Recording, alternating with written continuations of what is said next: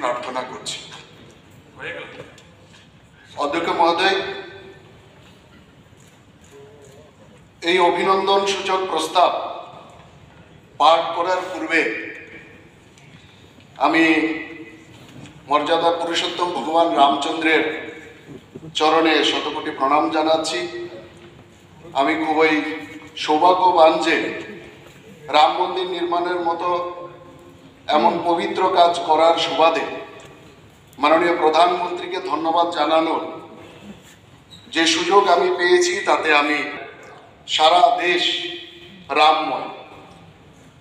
অযোধ্যায় ভগবান রামচন্দ্রের প্রাণ প্রতিষ্ঠা শুধুমাত্র একটা নিছক মূর্তি প্রতিষ্ঠা নয়, এটা এই দেশের অস্মিতা, স্বাভিমান এবং আমাদের এই দেশের আত্মবিশ্বাসের প্রতিষ্ঠা।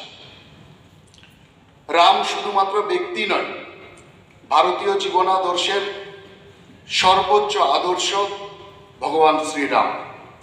সুতরাং এই রাম মন্দির নির্মাণ শুধুমাত্র একটা ব্যক্তির মন্দির নয়, এটা একটা রাষ্ট্র মন্দির। রাম শুধু ব্যক্তি নয়, রাম ভারতের আত্মা, ভারতের আদর্শ, ভারতের চেতনা।